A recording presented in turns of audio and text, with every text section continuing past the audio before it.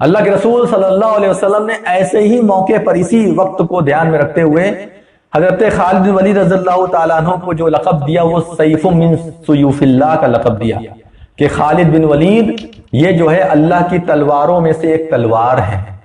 الدین الخالد۔ السلام علیکم ورحمۃ اللہ وبرکاتہ۔ الحمدللہ رب العالمین والعاقبۃ للمتقین وصلی اللہ علی نبینا محمد وعلی آلہ واصحابہ اجمعین ومن تبعہم باحسان الی یوم الدین، اما بعد۔ حضرات و خواتین، آپ تمام لوگوں کا ہمارے اس پروگرام میں استقبال ہے، اور آج جو ہے یہ تیسری شب ہے، شب قدر کی آج تیسری رات ہے، یعنی 25ویں رات، اور اس رات میں ہم آپ کے سامنے جس عنوان کے ساتھ حاضر ہوئے ہیں وہ عنوان ہے حضرت خالد بن ولید رضی اللہ تعالی عنہ۔ حضرات، بہت سارے صحابہ اکرام ایسے تھے جن صحابہ اکرام رضوان اللہ علیہ مجمعین نے دنیا والوں کو بتایا اور دنیا والوں کو یہ دکھایا کہ ہم لا الہ الا اللہ محمد رسول اللہ پڑھنے کے بعد اپنے تحفظ کے لیے، اپنے دین کے تحفظ کے لیے اور مسلمانوں کے تحفظ کے لیے کہاں تک جا سکتے ہیں اور ہم کیا کیا کر سکتے ہیں، یہ مسلمانوں نے دکھایا۔ مسلمانوں کے اندر سب سے بڑی جو بات تھی وہ یہ کہ مسلمان اللہ تبارک و تعالیٰ سے ڈرتے تھے اور اللہ رب العالمین سے ہی امید لگاتے تھے، اللہ تبارک و تعالیٰ کے علاوہ کسی سے امید نہیں لگاتے تھے۔ جب یہ لوگ ایمان میں داخل ہو گئے تو ایمان میں داخل ہونے کے بعد ان کا اولین مقصد یہی تھا کہ کس طریقے سے اللہ رب العالمین کو راضی کیا جائے، ایسا کون کون سا کام کیا جائے جس کے ذریعے سے اللہ رب العالمین کی رضا نصیب ہوتی ہے، جس کے ذریعے سے اللہ تبارک و تعالی ہم سے خوش ہوتا ہے، اور ہر وہ کام انجام دے دیتے تھے، ہچکتے نہیں تھے۔ صحابہ اکرام رضوان اللہ علیہ مجمعین کی سب سے بڑی جو خواہش تھی، سب سے بڑی چوائس تھی، وہ کیا؟ وہ یہ کہ کس طریقے سے ہمیں شہادت مل جائے۔ وہ اس دنیا کے اندر صرف اور صرف شہادت کے لیے زندہ تھے، کوئی بھی موقع انہوں نے گوایا نہیں۔ جب جب موقع ملا ان لوگوں نے اپنی جان کو، اپنی مال کو مکمل طور پر اللہ تبارک و تعالیٰ کے لیے قربان کرنے کے لیے تیار تھے، کبھی بھی اس میں بخیلی نہیں تھی۔ جن صحابہ اکرام کے پاس جہاد میں جانے کے لیے یا جنگ میں شامل ہونے کے لیے ساز و سامان نہیں ہوتا تھا، جاتے تھے وہ ادھار مانگتے تھے، طلب کرتے تھے، حتیٰ کہ رسول صلی اللہ علیہ وسلم کے پاس بھی بعض صحابہ اکرام آتے تھے کہ اللہ کے رسول صلی اللہ علیہ وسلم ہمیں کچھ چیز دیجئے، ہمیں گھوڑا دیجئے، ہمیں سواری دیجئے، ہمیں ساز و سامان دیجئے تاکہ ہم آپ کے ساتھ جنگ میں شریک ہوں۔ بہت زیادہ اس کی خواہش رہتی تھی۔ حضرت عبداللہ بن عمر رضی اللہ عنہما 13 سال کی عمر میں جب جنگ میں شریک ہونے کے لیے آئے تو انہیں لوٹا دیا گیا۔ 13 سال کا جو وقت ہوتا ہے وہ کیا ہے؟ 13 سال کی عمر کا ایک لڑکا آتا ہے اور آ کر کے اللہ کے رسول صلی اللہ علیہ وسلم سے جنگ میں شریک ہونے کے لیے کہتا ہے۔ 13 یا 14 سال تھا۔ اس کے 1 سال بعد پھر آتے ہیں دوسری جنگ میں شریک ہونے کے لیے، ان کو اجازت دے دی جاتی ہے۔ یہ عمر تھی اور یہ جوش تھا، یہ جذبہ تھا۔ مسلمانوں کے تعلق سے اللہ کے رسول صلی اللہ علیہ وسلم نے ایک بات فرمائی ہے کہ جس وقت مسلمان اس دنیا کے اندر بالکل بے یار و مددگار ہو جائیں گے، جس دن اس دنیا کے اندر مسلمانوں کا کوئی بھی پرسان حال نہیں ہوگا اور وہ اس طریقے سے اچک لیے جائیں گے جس طریقے سے دسترخوان پر کھانا بچھا ہوا ہوتا ہے اور کھانے والے آتے ہیں اور آ کر کے اچک کر کھا جاتے ہیں، پورا دسترخوان صاف ہو جاتا ہے، ایسا دور جب آئے گا اس وقت مسلمانوں کی حالت کیا ہوگی یہ معلوم ہے۔ اس وقت مسلمانوں کی حالت کا ذکر کرتے ہوئے اللہ کے رسول صلی اللہ علیہ وسلم فرماتے ہیں کہ حب الدنیا و کراہیت الموت، ان کے اندر دنیا کی محبت موت سے نفرت آ جائے گی۔ یہ 2 چیز ان کے اندر آئے گی، جب دنیا سے محبت سر چڑھ کر کے بولے گی اور جب موت سے کراہیت، موت سے نفرت سر چڑھ کر کے بولے گی تو ایسی صورت میں یہ حال پیدا ہوں گے اور ایسے ایسے حالات بنیں گے۔ آج ہم لوگ اپنی زندگی کو دیکھیں، بالکل ایسا ہی ہے۔ علامہ اقبال نے صحابہ اکرام رضوان اللہ علیہ مجمعین کے تعلق سے کہا تھا کہ شہادت مطلوب و مقصود ہے مرد مومن، شہادت مطلوب و مقصود ہے مومن، یعنی ایک مومن کو شہادت چاہیے، وہی اس کا مطلب ہے، مطلب یعنی اس کا مقصد ہے، وہی وہ چاہتا ہے، اس کے علاوہ اور کچھ وہ نہیں چاہتا۔ نہ مال غنیمت نہ کشور کشائی، اسے مال غنیمت نہیں چاہیے، اسے دنیا کی بادشاہت نہیں چاہیے۔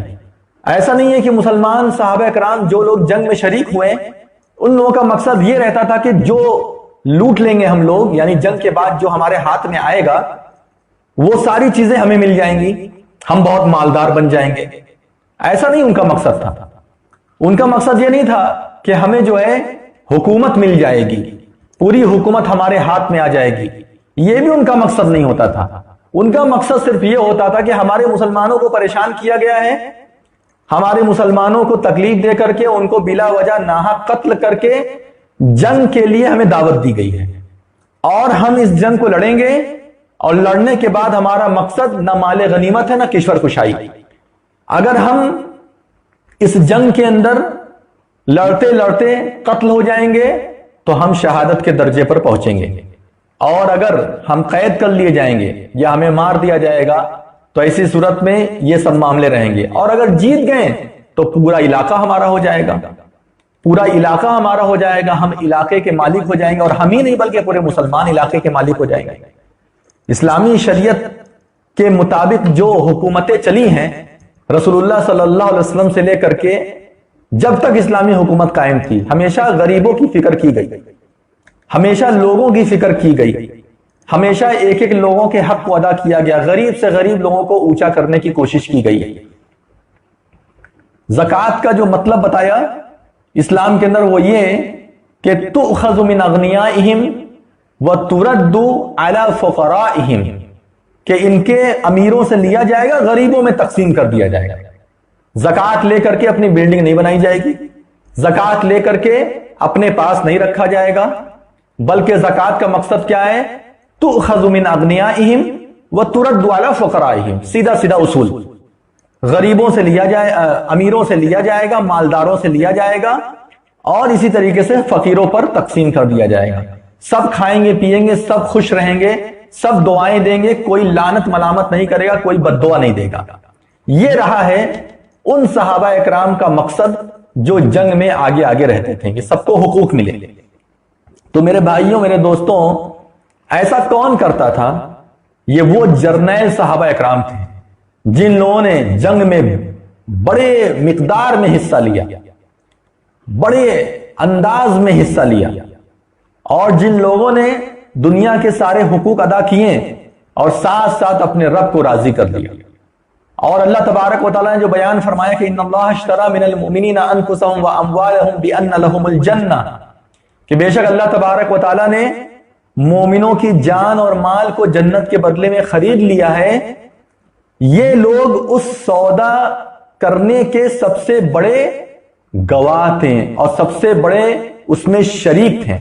ایسے لوگ تھے جن لوگوں نے سب سے بڑے طور پر اس میں شراکت کی ہے، اس سودے کو قبول کیا ہے اور اس سودے کے مطابق عمل کر کے دکھایا ہے، اور یہ بتایا ہے کہ دیکھو ہمیں جنت چاہیے، لیکن ہم جنت ایسے ہی نہیں لیں گے، بلکہ جنت حاصل کرنے کے لیے ہم اللہ تبارک و تعالیٰ کو مرتے دم تک راضی کرنے کی کوشش کریں گے، چاہے کتنا بھی ہمارے ساتھ خیر کا معاملہ ہو جائے اور کتنا بھی ہم لوگ اس دنیا کے اندر جو ہے خوش خرم ہو جائیں، اس کے باوجود مرتے دم تک ہماری یہی خواہش رہے گی کہ ہم اللہ تبارک و تعالیٰ کو راضی کریں۔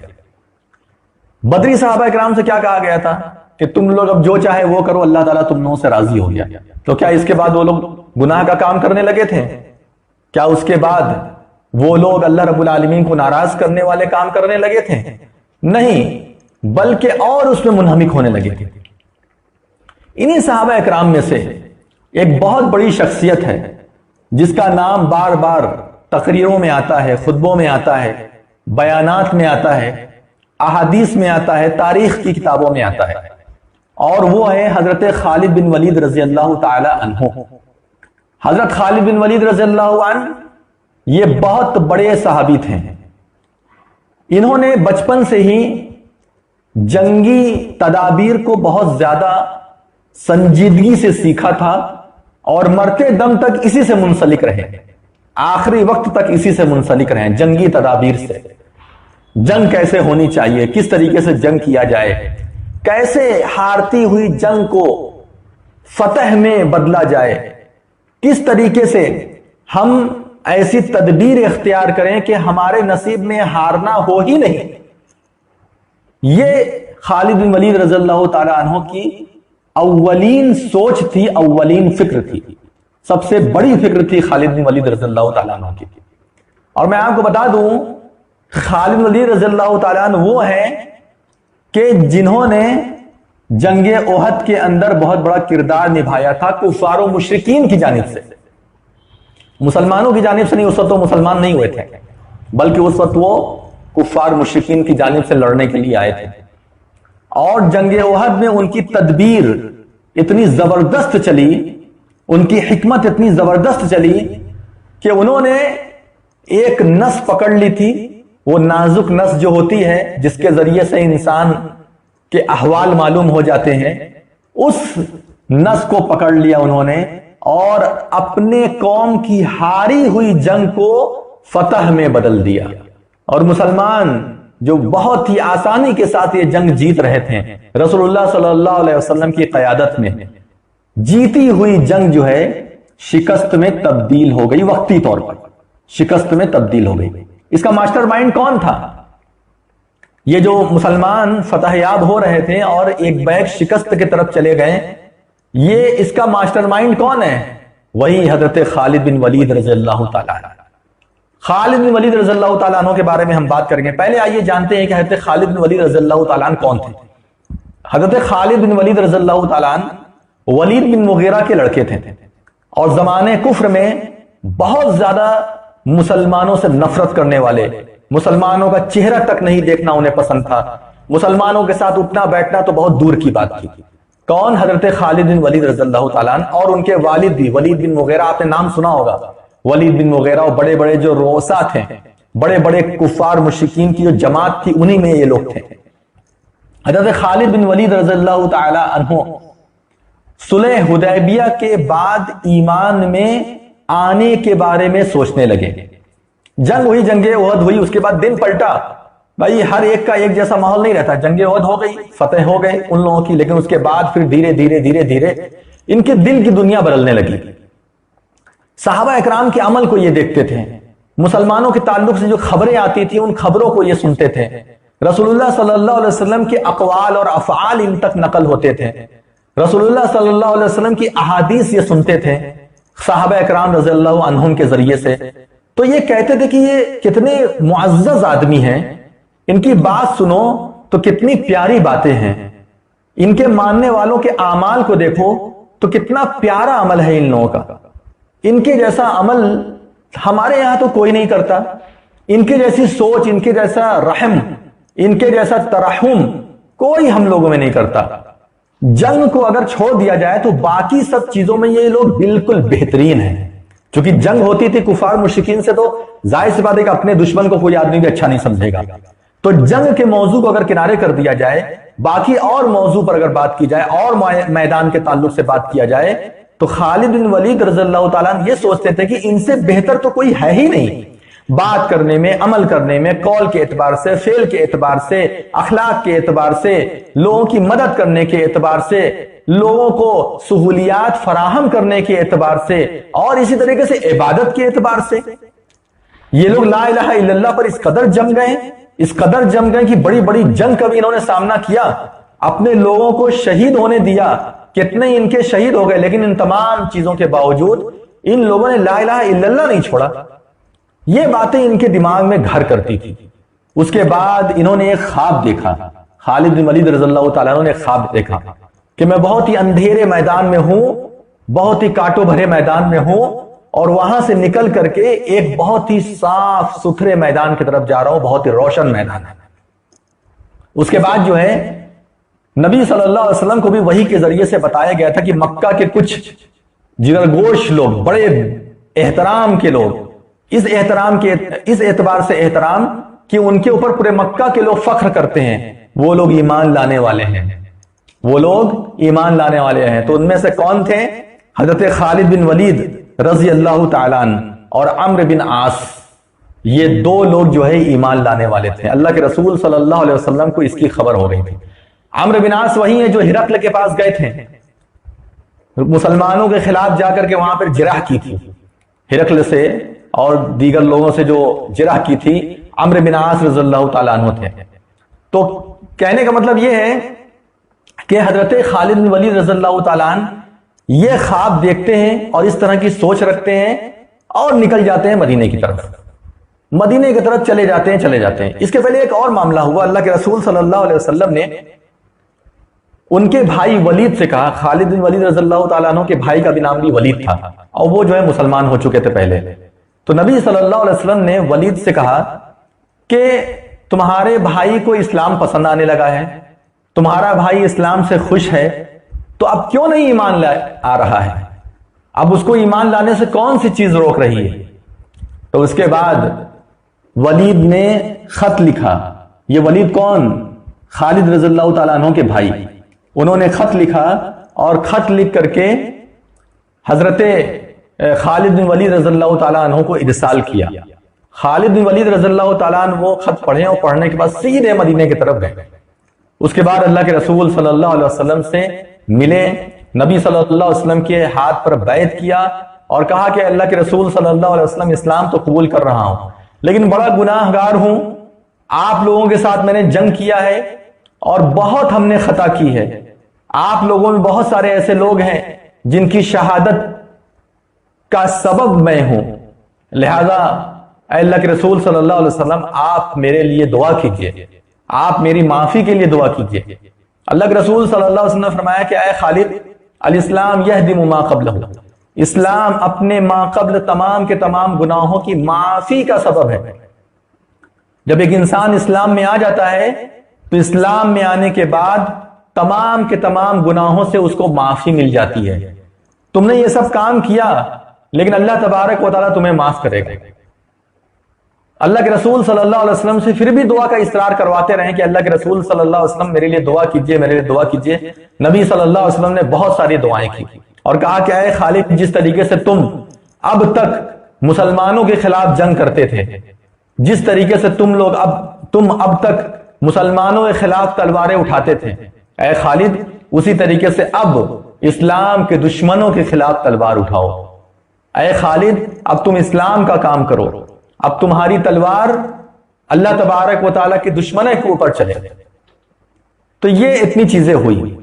اللہ کے رسول صلی اللہ علیہ وسلم نے خالد بن ولید رضی اللہ تعالیٰ عنہ کو سیف اللہ کا خطاب دیا تھا، سیف من سیوف اللہ، کہ یہ یعنی حضرت خالد بن ولید رضی اللہ تعالیٰ عنہ اللہ کی تلوار میں سے کوئی ایک تلوار ہے، اللہ کی تلوار میں سے ایک تلوار ہے۔ حضرت خالد بن ولید بہت جاں فشانی کے ساتھ لڑتے تھے، بہت ہی دل کے ساتھ لڑتے تھے، جیسا کہ میں نے آپ کو بتایا ان کی یہی امید ہوتی تھی کہ کس طریقے سے مجھے شہادت ملے، اس کے علاوہ ان کی کوئی امید ہی نہیں ہوتی تھی اور کچھ بھی یہ نہیں چاہتے تھے۔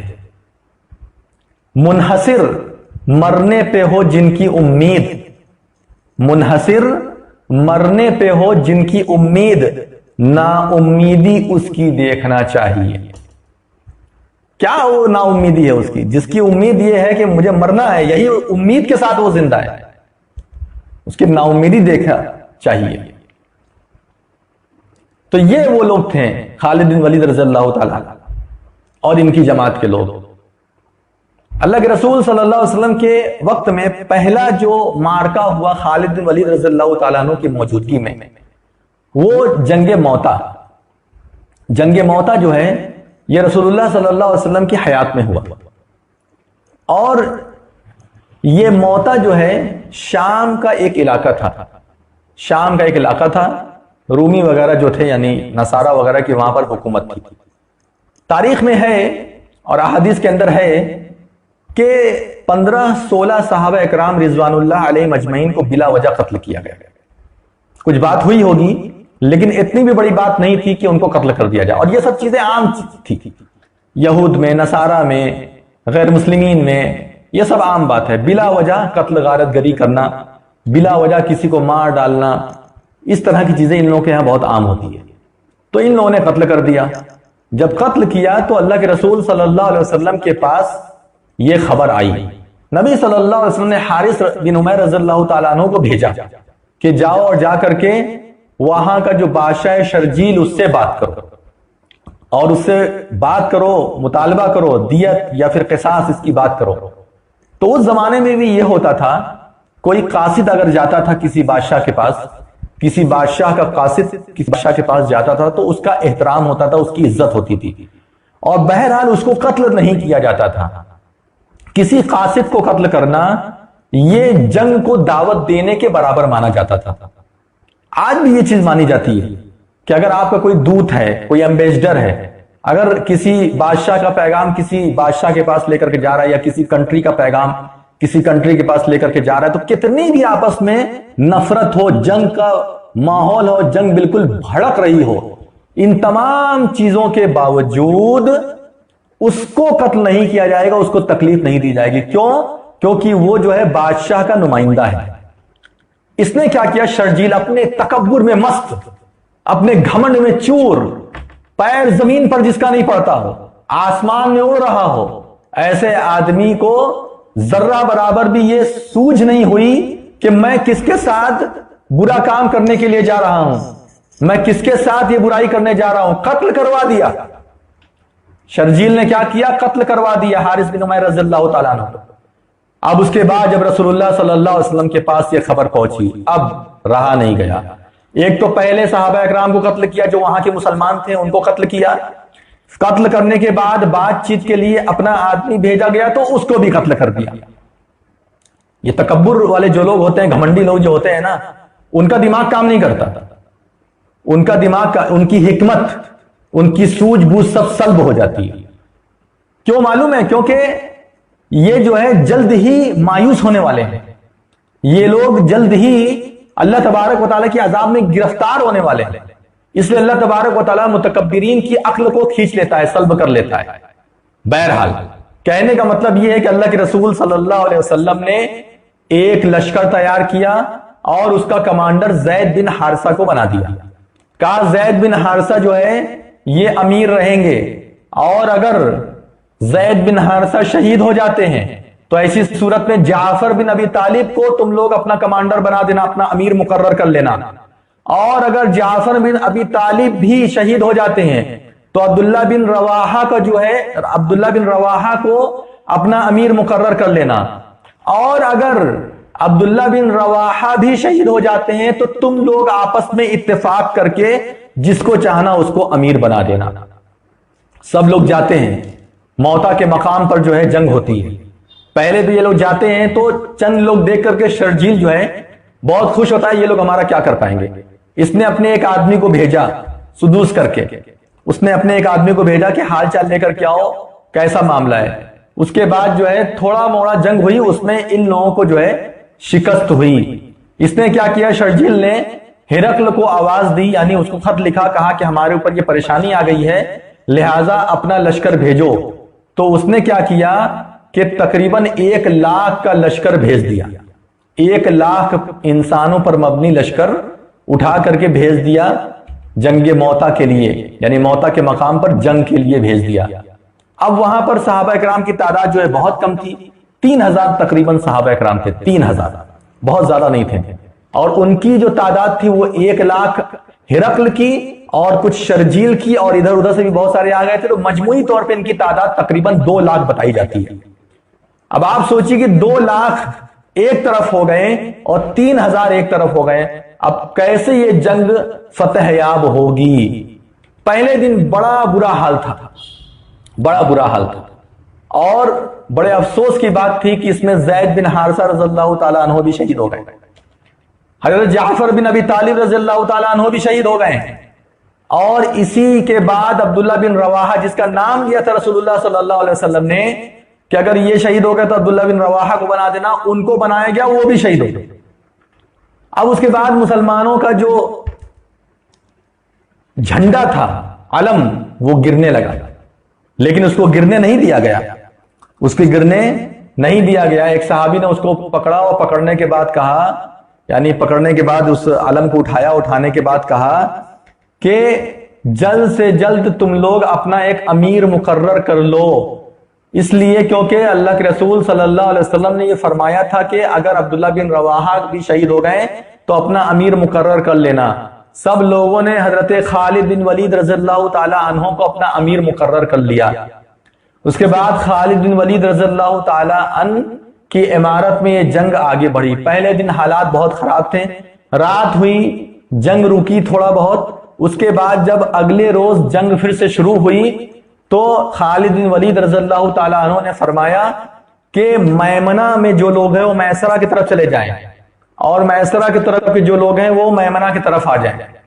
جنگ میں یہ حکمت ہوتی تھی کہ کچھ لشکر کو دائیں طرف رکھ دیا جاتا تھا، لشکر کے کچھ حصے کو بائیں طرف رکھ دیا جاتا تھا، بیچ میں ایک بڑی تعداد آگے بڑھتی تھی، اس طریقے سے تھوڑی تھوڑی ٹکڑیاں بنا دی جاتی تھی۔ یہ جنگ کی جو ہے حکمت عملی ہوتی تھی۔ تو خالد بن ولید رضی اللہ تعالیٰ عنہ چونکہ جنگ کے نہایت ماہر صحابی تھے، میں نے آپ کو بتایا جرنیل صحابی تھے، اور بچپن سے ہی ان کی زندگی اسی سب میں گزری ہے، جنگ کرنا اور اس طرح کی چیزوں میں اپنی زندگی گزارنا، یہی کام ہی تھا خالد بن ولید رضی اللہ تعالیٰ عنہ کا۔ اور حکمت لگائی، دماغ لگایا، ایسا دماغ لگایا کہ ادھر کے لوگ کو ادھر پلٹ دیا، ادھر کے لوگ کو ادھر پلٹ دیا، اور پلٹنے کے بعد کیا حال ہوا کہ بالکل شکست کے طرف جا رہی جنگ مسلمان اس کو فتح کر لی۔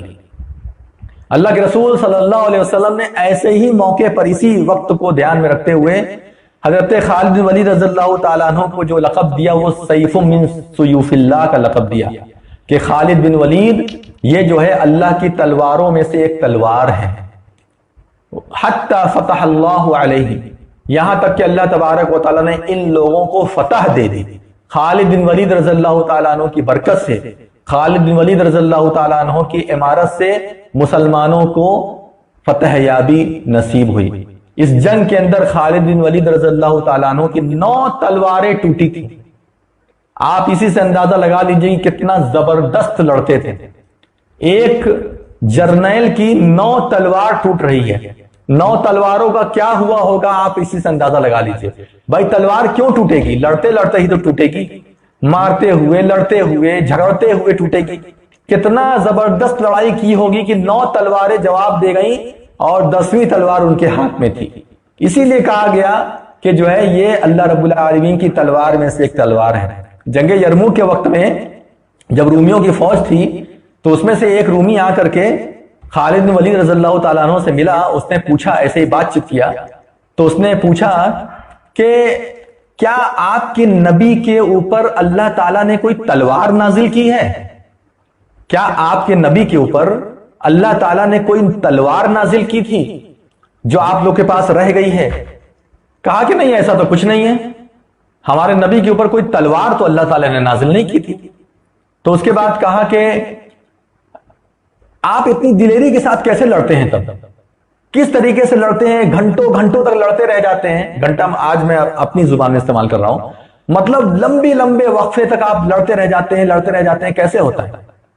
کہا، جواب دیا یہی کہ ہمیں لا الہ الا اللہ سے مطلب ہے، ہمیں محمد رسول اللہ سے مطلب ہے، ہمیں شہادت سے مطلب ہے، ہمیں دنیا سے کوئی مطلب نہیں۔ ہماری ساری طاقت اللہ رب العالمین کے دین کے لیے، ہماری ساری طاقت اللہ تبارک و تعالیٰ کی دین کو سربلند کرنے کے لیے، اور کسی چیز کے لیے ہماری طاقت نہیں ہے۔ تمہاری زندگی کس لیے ہے؟ دنیا میں کھاؤ پیو، عیش کرو، مست رہو، بڑے بڑے گھر بناؤ، محلات بناؤ، اور 50 سپاہیوں کے ساتھ چلو، یہ تم لوگ کی خواہش ہوتی ہے، ہماری یہ سب خواہش نہیں ہوتی۔ ہم لوگ عیش و آرام کے لیے اس دنیا کے اندر نہیں آئے ہیں، اللہ رب العالمین کے دین کو سربلند کرنے کے لیے آئے ہیں، اور وہ جو لوگ ہم سے لڑنے کے لیے آئیں گے ہم ان سے لڑیں گے۔ کہا کہ آپ جب لڑنے کے لیے جاتے ہیں تو کیا کرتے ہیں؟ کہا کہ ہم سب سے پہلے کلمے کی دعوت دیتے ہیں، لا الہ الا اللہ کی دعوت دیتے ہیں، محمد رسول اللہ کی دعوت دیتے ہیں کہ سب لوگ ایمان لے آؤ. کہا کہ اگر جب وہ ایمان نہیں لاتے ہیں تب کیا کرتے ہیں؟ کہا کہ جب وہ ایمان نہیں لاتے تو پھر ہم جہاد کرتے ہیں، ہم لڑتے ہیں. چونکہ لڑائی ہونی تھی لیکن ہم نے لڑائی روکنے کے لیے کام کیا کہ ایمان کی دعوت دے دیں. جب ایمان کی دعوت دے دی اور وہ لوگ ایمان نہیں قبول کیے تو ایسی صورت میں اب ہمارے لیے راستہ ہموار ہو گیا. پھر اس کے بعد جو ہے ہم لڑتے ہیں. اس کے بعد اس نے کہا کہ میں آپ کے دین کے بارے میں کچھ جاننا چاہتا ہوں. پھر خالد بن ولید رضی اللہ تعالیٰ عنہ نے کچھ باتیں ان کو بتائی اور اسی وقت جو ہے حلقہ بگوش اسلام کے حلقہ کے اندر وہ داخل ہو گئے. کون؟ وہی رومی جو ان سے بات کر رہا تھا، خالد بن ولید رضی اللہ تعالیٰ عنہ سے جو بات کر رہا تھا، وہ اسلام کے اندر داخل ہو گئے. تو میری بات جو ہے وہ یہ کہ جنگ موتا جو ہے یہ حضرت خالد بن ولید رضی اللہ تعالیٰ عنہ کی پہلی جنگ تھی. نبی صلی اللہ علیہ وسلم کے حکم سے اور اللہ کے رسول صلی اللہ علیہ وسلم کی حکم سے لڑی گئی یہ جنگ بہت ہی بہترین انداز میں جیتی گئی اور مسلمان فتح یاب ہوئے. اس کے بعد اللہ کے رسول صلی اللہ علیہ وسلم نے خالد بن ولید رضی اللہ تعالیٰ عنہ کو سیف من سیوف اللہ کا خطاب دیا. حضرت ابوبکر رضی اللہ تعالیٰ عنہ کے زمانے میں، حضرت عمر فاروق رضی اللہ تعالیٰ عنہ کے زمانے میں بہت ساری جنگ لڑی. اس وقت جو ہے فارس اور روم، یہ دو جو فارس اور روم یہ دو جو ملک تھے، ان کی بہت زیادہ طاقت مانی جاتی تھی. یہ بہت زیادہ طاقتور مانے جاتے تھے، فارس کے لوگ اور روم کے لوگ. اور انہی لوگوں میں آپس میں تصادم ہوتا تھا. کبھی فارس فتح یاب ہوتے تھے، کبھی روم فتح یاب ہوتے تھے. کبھی ان کو شکست ہوتی تھی، کبھی ان کو شکست ہوتی تھی. اور رسول اللہ صلی اللہ علیہ وسلم نے گاہے بگاہے یہ بات کہی تھی کہ تم لوگ روم پر بھی پہنچو گے اور تم لوگ کسرا تک بھی پہنچو گے. ایران بھی تمہارا ہوگا اور روم بھی تمہارا ہوگا، سب تمہارا ہوگا. اللہ کے رسول صلی اللہ علیہ وسلم نے یہ بات گاہے بگاہے کہی تھی. سراقہ رضی اللہ تعالیٰ عنہ سے کیا کہا تھا ہجرت کے راستے میں؟ جب سراقہ رضی اللہ تعالیٰ عنہ پکڑنے لگے تھے نبی صلی اللہ علیہ وسلم کو اور ان کا گھوڑا دبنے لگا تھا نبی صلی اللہ علیہ وسلم کی دعا سے، تو جب 2-3 مرتبہ ایسا ہو گیا تو اس کے بعد نبی صلی اللہ علیہ وسلم نے فرمایا کہ اے سراقہ اس وقت تمہارا کیا حال ہوگا جب کیسر و کسرا کے کنگن تمہیں پہنائے جائیں گے. اور اللہ کے رسول صلی اللہ علیہ وسلم کی حیات طیبہ کے بعد جب یہ سب جنگیں فتح یاب ہوئی تو حقیقی معنی میں سراقہ رضی اللہ تعالیٰ عنہ کے ہاتھ میں وہ کنگن آئے اور دیکھا انہوں نے اپنے ہاتھ سے اور کہا کہ اللہ کے رسول صلی اللہ علیہ وسلم نے یہ بات ہم سے کہی تھی. فارس کو تہو تیک کرنا، روم کو تہو تیک کرنا، یہ کوئی ہنسی کھیل نہیں تھا میرے بھائی. یہ بہت بڑی محنت کا نتیجہ تھا، یہ بہت بڑی حکمت عملی کا نتیجہ تھا، یہ بہت بڑی اتحاد کا نتیجہ تھا. وہ تھے حضرت خالد بن ولید رضی اللہ تعالیٰ عنہ جنہوں نے 3 لاکھ کے لشکر کے لیے اپنے آپ کو صرف 3000 تک کافی سمجھا. کہاں 3 لاکھ کہاں 3000 کوئی لڑ سکتا ہے؟ یہ ان کا یقین تھا اللہ رب العالمین کی ذات کے اوپر.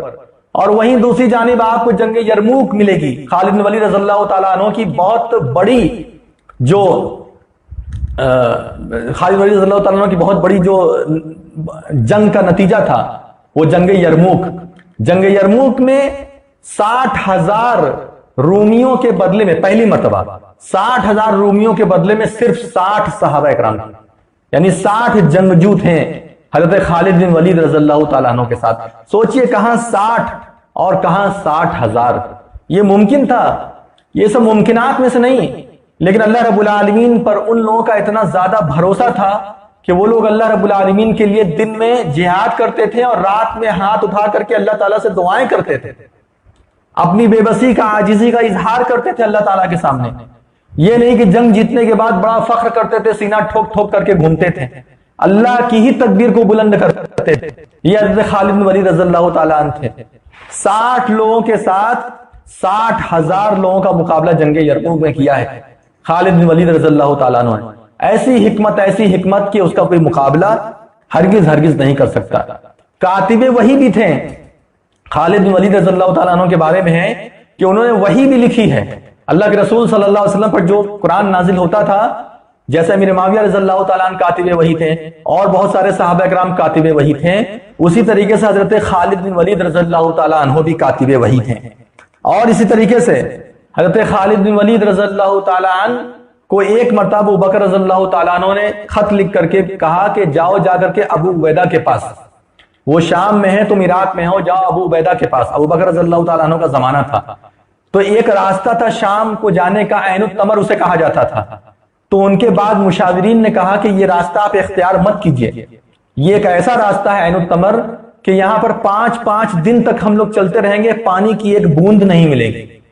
اور یہی راستہ چونکہ تھوڑا سیف تھا، حالانکہ اس میں خطرے بہت زیادہ تھے، کھانے پینے کا سامان میسر نہیں تھا، لیکن تھوڑا سیف تھا دشمنوں کے حساب سے. خالد بن ولید رضی اللہ تعالیٰ عنہ نے اسی راستے کو چنا. حکمت دیکھیے، دماغ کیا لگایا. دماغ یہ لگایا کہ ایک کام کرو، جو اونٹ ہیں سارے اونٹوں کو زبردست پانی پلا دو. افلا ينظرون الى الابل كيف خلقت، کیا یہ لوگ نہیں دیکھتے کہ اللہ تعالیٰ نے اونٹ کو کیسا بنایا ہے؟ اس کا کوبڑ ہے کوہان، کئی دنوں تک کا پانی اس میں جمع کر کے رکھ لیتا ہے. کہا پانی کی دقت ہوگی نا، ہم پانی کی دقت کو انشاءاللہ آسان کریں گے. کہا کہ اپنے اونٹوں کو خوب پانی پلاؤ، خوب پانی پلاؤ، حتیٰ کہ یہ خوب سیراب بھی ہو جائے اور اچھا خاصا پانی جمع کر لیں. اور مسلمانوں سے کہا کہ پانی اچھا خاصا اکٹھا کر لو، اور پانی اکٹھا کر کے تب راستے میں سفر کے لیے تیار ہو. تو جب پانی کی قلت ہوتی تھی تو اونٹ کو ذبح کیا جاتا تھا، گوشت بھی کھا لیتے تھے، اور جو پانی ملتا تھا اس پانی کا استعمال جانوروں کے لیے کر لیا جاتا تھا. اللہ اکبر، یہ حکمت، اتنی بڑی حکمت اختیار کرتے تھے خالد بن ولید رضی اللہ تعالیٰ. اور اسی راستے سے ابو عبیدہ رضی اللہ تعالیٰ عنہ کے پاس گئے. آج بھی ہم لوگ یہ سب کام کر سکتے ہیں. حکمت، بس دماغ، حکمت. جتنا زیادہ آپ اپنے دین میں حکمت کا استعمال کریں گے اتنا زیادہ آپ کے لیے ہمارے لیے بہتر ہے. اللہ تعالیٰ نے حکمت کا تو ذکر قرآن میں کیا ہے اور تعریف کی ہے کہ یؤتی الحکمت من یشاء، یؤتی الحکمت من یشاء. اللہ تبارک و تعالیٰ جسے چاہتا ہے اسے حکمت دے دیتا ہے، اور جس کو حکمت مل جاتی ہے اس کو بہت بڑا خیر مل جاتا ہے.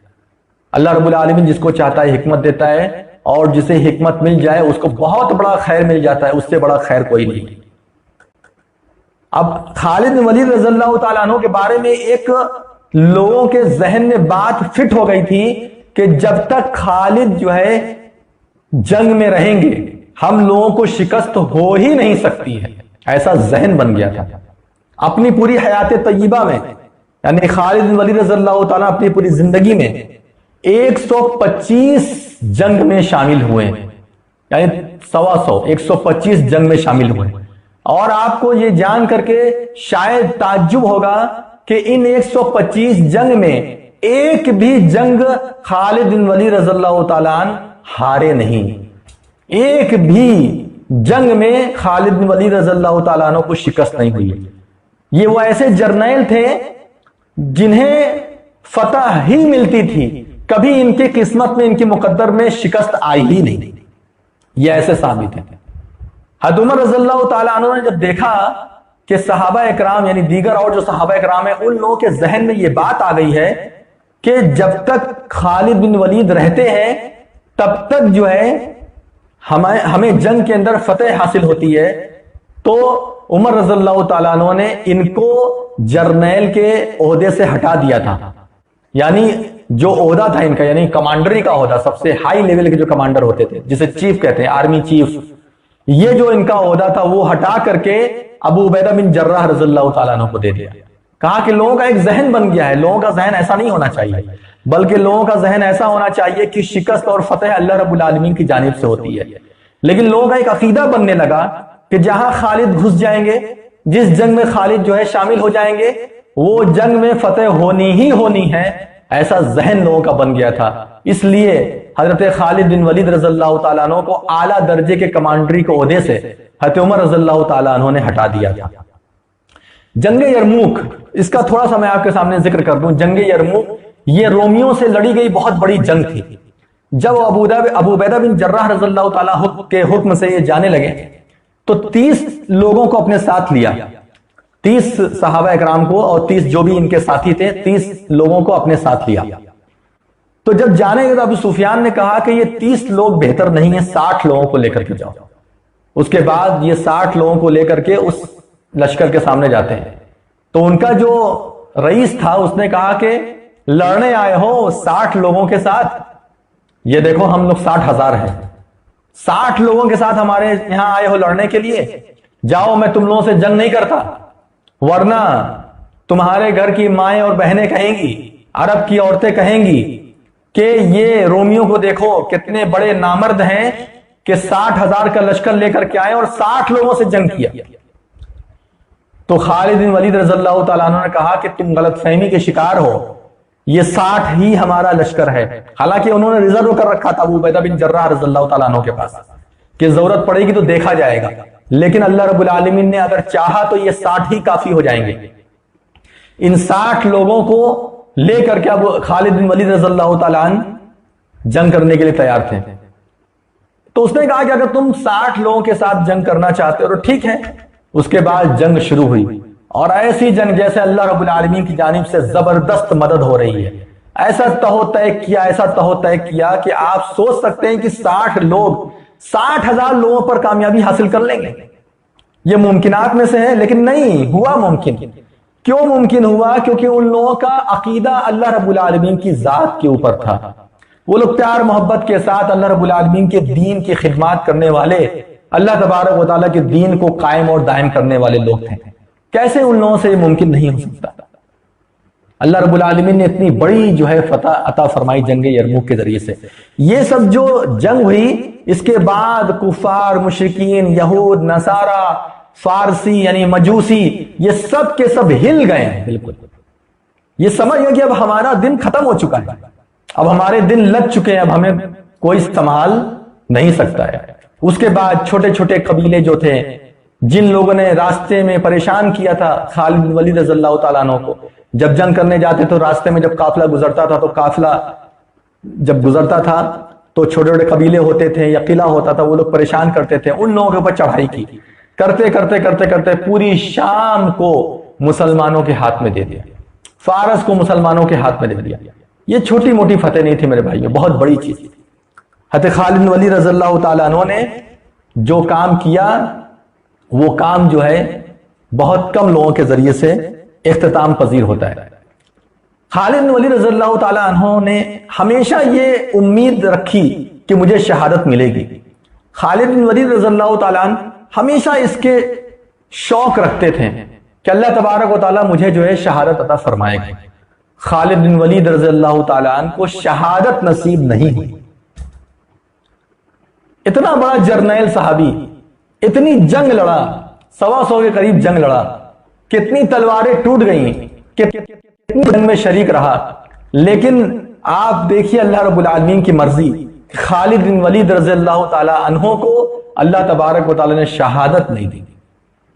جب مرض الموت میں مبتلا تھے تو خالد بن ولید رضی اللہ تعالیٰ عنہ یہ بات کہتے تھے کہ میں نے اتنی جنگ لڑی، مجھے یقین ہی نہیں ہوتا تھا کہ میں بچ جاؤں گا. میں ایسا کفار مشرکین کی صف میں گھس کر کے میں لڑتا تھا، میں کبھی سوچ بھی نہیں سکتا تھا کہ مجھے شہادت نہیں ملے گی. میرا پورا یقین تھا کہ اللہ تبارک و تعالیٰ مجھے ضرور بضرور شہادت کی موت دے گا، لیکن اللہ رب العالمین کی مرضی کچھ اور تھی اور مجھے شہادت کی موت نہیں ملی. مجھے بستر پر ہی مرنا اللہ رب العالمین کو گوارا تھا، میرے مقدر میں، میری تقدیر میں یہی لکھا ہوا تھا، تو گویا کہ یہی ہوا. بڑی خدمات ہے خالد بن ولید رضی اللہ تعالیٰ عنہ کی. حمص میں، بعض لوگ کہتے ہیں کہ مدینہ منورہ میں انتقال ہوا، لیکن صحیح جو ہے وہ یہ ہے، زیادہ تر تاریخ نگاروں کا کہنا ہے کہ حمص یعنی شام میں، چونکہ وہیں وہ رہتے ہی تھے. جب یہ سب علاقے فتح ہونے لگے تو خالد بن ولید رضی اللہ تعالیٰ مدینے کہاں آتے تھے؟ وہیں رہتے تھے. جب کوئی ناگہانی صورت آتی تھی تو خالد بن ولید رضی اللہ تعالیٰ سب سے آگے ہوتے تھے. ابو عبیدہ بن جراح، خالد بن ولید رضی اللہ تعالیٰ، اکرمہ بن ابی جہل، عاص بن عمرو بن عاص، یہ جو بڑے بڑے صحابہ اکرام تھے یہ لوگ اسی سب علاقے میں رہتے تھے، کیونکہ وہ علاقہ ایسا تھا کہ کبھی بھی حملہ ہو سکتا تھا. اب علاقہ جیت گیا لیکن اس کے متصل جو علاقے ہوتے تھے، اس سے لگے ہوئے جو علاقے ہوتے تھے، وہاں سے خطرہ بنا رہتا تھا، وہاں سے خطرہ بنا رہتا تھا. اس لیے یہ لوگ وہیں پر رہتے تھے کہ اگر کبھی بھی کوئی ناگہانی صورت آ گئی تو ہم لوگ ہمیشہ تیار رہیں گے. تو حمص جو تھا شام کا ایک شہر تھا، وہیں پر جو ہے حضرت خالد بن ولید رضی اللہ تعالیٰ عنہ کی وفات ہوئی. اور بہن کو بہت صدمہ لگا، اسی طریقے سے ماں کو بھی بہت صدمہ لگا. ماں جو تھی حضرت خالد بن ولید رضی اللہ تعالیٰ عنہ کی ماں بالکل بوڑھی ہو گئی تھی اور ہڈی ہڈی بالکل نظر آنے لگی تھی. تو عمر رضی اللہ تعالیٰ عنہ فرماتے تھے کہ کیا ہو گیا آپ کو، اتنا آپ غمگین؟ کہا خالد کی یاد آتی، خالد بن ولید کی یاد آتی ہے اس کی یاد میں بالکل کمزور ہو گئی، اور اتنا کمزور ہو گئی کہ آج میری ہڈی ہڈی نظر آتی ہے۔ دوستوں، میرے محترم بھائیوں اور میرے پیارے مسلمانوں، اتنے بڑے جرنیل تھے، اور جب جا رہے تھے اس دنیا سے تو ہاتھ ایسے خالی تھا، کچھ بھی نہیں تھا، کچھ بھی نہیں تھا۔ اتنی بڑی بڑی فتوحات، اتنے بڑے بڑے علاقے کو مسلمانوں کے سپرد کیا ان لوگوں نے، لیکن جب اس دنیا سے جا رہے ہیں تو ہاتھ میں کچھ بھی نہیں ہے۔ یہ وہ لوگ ہیں جنہوں نے واقعی اللہ تبارک و تعالیٰ کے وعدے کو پورا کیا ہے۔ آج ہم لوگ ذلیل ہیں، خوار ہیں، آج ہم لوگ بہت ڈرپوک ہو چکے ہیں، آج ہم لوگ دنیاوی طاقتوں سے، دنیاوی قوت سے حد درجہ ڈرنے لگے ہیں۔ جہاں تک ہو سکے ہمیں اچھے لوگوں کا ساتھ دینا چاہیے، لیکن ڈرنا نہیں چاہیے۔ اگر آپ ڈریں گے تو آپ ذرا یہ سوچیں کس طریقے سے آپ اسلام کو سربلند کریں گے، کس طرح سے کریں گے۔ آج ہمارے ہندوستان کے اندر کے حالات کو دیکھیے، ہمیں ویسا یقین چاہیے۔ اگر آپ فتح یابی چاہتے ہیں کہ آپ کی قوم بہتر سے بہتر ہو جائے، حکومت کس کی رہے بھائی، ہم سے مطلب نہیں، اس کو چھوڑو، میں حکومت کی بات ہی نہیں کرتا، لیکن آپ چاہتے ہیں کہ آپ کا بھی اپنا ایک مقام رہے، آپ کا اپنا ایک مرتبہ رہے، آپ کی ویلیو رہے، اور آپ بھی ایک عزت کے ساتھ اس ملک کے اندر زندگی گزاریں، تو ایسی صورت میں آپ اپنے اندر سے ڈر کو ختم کیجیے۔ ہمارے ساتھ برا ہو رہا ہے، بہت برا ہو رہا ہے، اور جو بھی قوم زندہ ہوگی اس کے ساتھ ایسا ہوگا۔ ان کو لا الہ الا اللہ سے دقت، محمد رسول اللہ سے دقت، مسلمانوں کی اذان سے دقت، مسلمانوں کی نماز سے دقت، ان تمام چیزوں سے انہیں پریشانیاں ہیں۔ کیوں معلوم ہے؟ کیونکہ اسلام کے اندر یہ تاثیر ہے کہ اسلام پھیلتا ہے، اسلام لوگوں کو اپنے قبضے میں لے کر کے آتا ہے، مار پیٹ کر کے نہیں، تکلیف دے کر کے نہیں، بلکہ پیار محبت کے ساتھ اپنے طرف لے کر کے آتا ہے۔ اسلام کی تعلیمات اتنی بہترین تعلیمات ہے کہ لوگ اس کی طرف کھینچے تلے آئے ہیں۔ لوگ کہتے ہیں کہ فلاں ملک کے اندر اتنے غیر مسلم تھے، آج اتنے ہیں، فلاں ملک کے اندر اتنے غیر مسلم تھے، آج گھٹ کر کے اتنے ہو گئے۔ کیسے وہ اسلام کی تعلیمات سے متاثر ہو رہے ہیں؟ دنیا کو چھوڑو، ہمارے اپنے اس ملک کو دیکھو، اس ملک کے اندر کتنے لوگ جو ہے مسلمان ہوئے ہیں، کاغذی طور پر مسلمان ہوئے، کیوں؟ اسلام کی تعلیمات سے متاثر ہو کر کے۔ ان کو کون یہاں کون ظلم کر رہا ہے غیر مسلموں کو؟ لیکن ہو رہے ہیں مسلمان۔ یہاں جو حالات ہیں، ان حالات کے اندر آپ ساتھ دیجئے۔ جن لوگوں نے سی اے این آر سی کے اوپر احتجاج کیے تھے، ادھر 2 مہینے سے سب کچھ ختم ہو چکا ہے کورونا وائرس کی وجہ سے، لیکن جن لوگوں نے احتجاج وغیرہ کیے تھے سی اے پر، این آر سی پر، وہ ہماری اور آپ کی حفظ و بقا کے لیے ان لوگوں نے کیا تھا۔ آج دیکھو کیسا چن چن کر کے ان کو پکڑ کر کے جیل کے اندر ڈالا جا رہا ہے۔ تو یہ جو لڑنے کا مادہ ہے نا، کہ آپ غلط کر رہے ہیں، آپ کو یہ کام نہیں کرنا چاہیے، جو مادہ ہے، یہ مادہ ایسے ہی صحابہ اکرام کی زندگی پڑھنے کے بعد آتا ہے۔ حضرت عمر رضی اللہ تعالیٰ عنہ کی جیسی شخصیت کی سیرت پڑھنے کے بعد ایسا یقین اور ایسا جذبہ آتا ہے۔ حضرت خالد بن ولید رضی اللہ تعالیٰ عنہ کے جیسا سپہ سالار اور ان کے جیسا کامل یقین اللہ پر رکھنے والا، اللہ رب العالمین پر مکمل بھروسہ رکھنے والا، ایسے لوگوں کی سیرت پڑھنے کے بعد وہ یقین آتا ہے۔ جب اس طرح کا یقین آتا ہے نا، تو انسان جو ہے ہر طرح کی طاقت سے لڑنے کا جذبہ اپنے اندر پیدا کر لیتا ہے، اور اس کے اندر اتنی طاقت آ جاتی ہے کہ وہ لڑنے کا مادہ پیدا کر لیتا ہے۔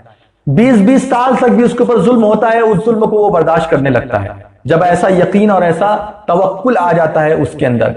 لہذا ان صحابہ اکرام کی سیرت سے آپ سیکھیے۔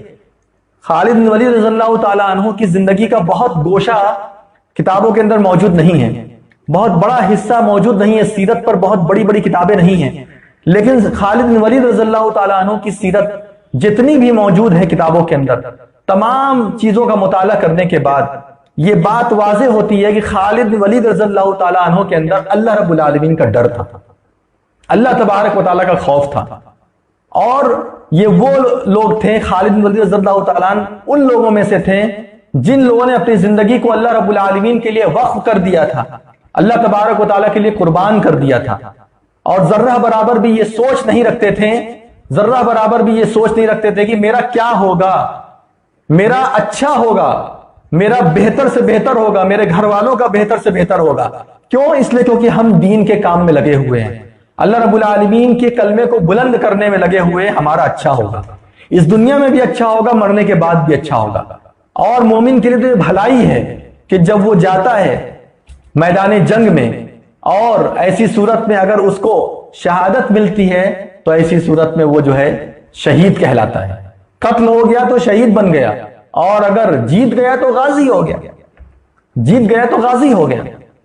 ہم لوگوں کو یہ جو میں کیسے آپ کو بتاؤں، یہ جو جذبہ ہے، یہ جذبہ جو ظلم کے خلاف کھڑے ہونا، ظلم کے خلاف آواز اٹھانا، اس جذبے کو کبھی بھی نہیں مارنا۔ جس دن اس جذبے کو آپ مار دیں گے اس دن آپ صحابہ اکرام کے نقش قدم سے ہٹ جائیں گے۔ آپ یہ سوچنا کہ رزق اللہ رب العالمین کے ذمے ہے۔ اگر آپ گورنمنٹ کی تنخواہ لے رہے ہیں تو آپ اس بات کو یاد رکھنا کہ یہ اللہ رب العالمین کی طرف سے ہے۔ اپنی تنخواہ کو دیکھ کر کے اللہ رب العالمین کے دین کے خلاف اٹھنے والی آوازوں پر خاموش نہیں ہو جانا، اس لیے کیونکہ اللہ رب العالمین رزق کا دینے والا ہے۔ اے طائر لاہوتی، اس رزق سے موت ہے اچھی جس رزق سے ہوتی ہے پرواز میں کوتاہی۔ کتنا بہترین شعر ہے۔ ایسے رزق سے موت اچھی ہے جس رزق سے پرواز میں کوتاہی ہو۔ ہمیں ایسا نہیں بننا ہے، ہمیں ان صحابہ اکرام کی سیرت کو سننا ہے، سمجھنا ہے، اور اپنی زندگی میں ایسی کیفیت لانے کی کوشش کرنا ہے۔ خالی سن کر کے اپنی شب قدر کو صرف مشغول کر کے وقت ختم مت کیجئے، بلکہ جو چیزیں آپ کے سامنے بیان کی گئی ہے اس پر عمل کرنے کی کوشش کیجئے۔